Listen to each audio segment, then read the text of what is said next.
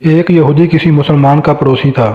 اس یہودی کے ساتھ اس کا مسلمان پڑوسی بہت اچھا سلوک کرتا تھا۔ اس مسلمان کی عادت تھی کہ وہ ہر تھوڑی دیر بعد یہ جملہ کہتا: حضرت محمد صلی اللہ علیہ وآلہ وسلم پر درود شریف بھیجنے سے ہر دعا قبول ہوتی ہے اور ہر حاجت اور مراد پوری ہوتی ہے۔ جو کوئی بھی اس مسلمان سے ملتا وہ اسے اپنا یہ جملہ ضرور سناتا۔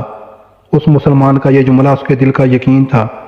یہودی نے ایک سازش تیار کی تاکہ اس مسلمان کو ذلیل و رسوا کیا جائے اور درود شریف کی تاثیر پر اس کے یقین کو کمزور کیا جائے اور اس سے یہ جملہ کہنے کی عادت چھڑوائی جائے۔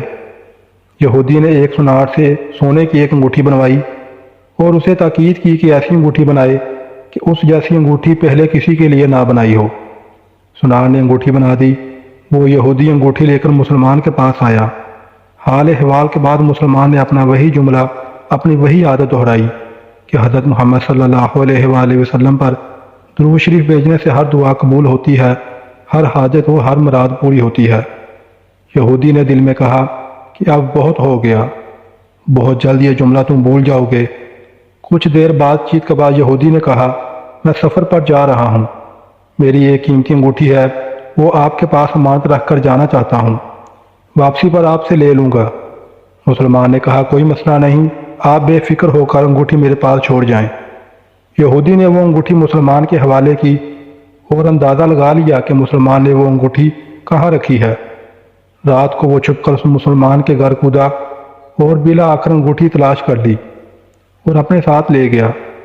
اگلے دن وہ سمندر پر گیا اور ایک کشتی پر بیٹھ کر سمندر کی گہری جگہ پہنچا اور وہاں وہ انگوٹھی پھینک دی اور پھر اپنے سفر پر روانہ ہو گیا۔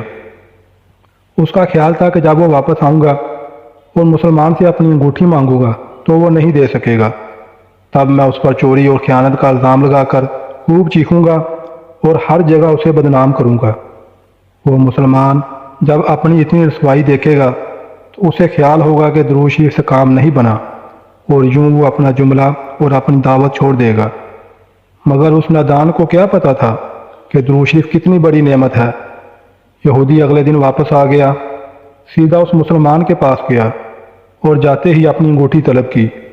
مسلمان نے کہا: آپ اطمینان سے بیٹھیں، آج درود شریف کی برکت سے میں صبح دعا کر کے شکار کے لیے نکلا تھا تو ایک بڑی مچھلی ہاتھ لگ گئی۔ آپ سفر سے آئے ہیں، وہ مچھلی کھا کر جائیں۔ پھر اس مسلمان نے اپنی بیوی کو مچھلی صاف کرنے اور پکانے پر لگا دیا۔ اچانک اس کی بیوی زور سے چیخی اور اسے بلایا۔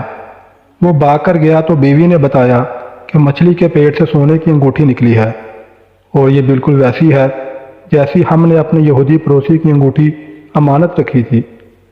وہ مسلمان جلدی سے اس جگہ گیا جہاں اس نے یہودی کی انگوٹھی رکھی تھی۔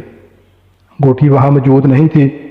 وہ مچھلی کے پیٹ والی انگوٹھی یہودی کے پاس لے آیا اور آتے ہی کہا: حضرت محمد صلی اللہ علیہ وآلہ وسلم پر درود شریف بھیجنے سے ہر دعا قبول ہوتی ہے اور ہر حاجت پوری ہوتی ہے۔ پھر اس نے وہ انگوٹھی یہودی کے ہاتھ پر رکھ دی۔ یہودی کی آنکھیں حیرت سے باہر، چہرے کا رنگ اڑا ہوا اور ہونٹ کانپنے لگے۔ اس نے کہا: یہ انگوٹھی کہاں سے ملی؟ مسلمان نے کہا: جہاں ہم نے رکھی تھی وہاں ابھی دیکھی، وہاں تو نہیں ملی، مگر جو مچھلی آج شکار کی اس کے پیٹ سے مل گئی۔ معاملہ مجھے بھی سمجھ نہیں آ رہا، مگر الحمدللہ آپ کی امانت آپ کو پہنچی اور اللہ تعالیٰ نے مجھے پریشانی سے بچا لیا۔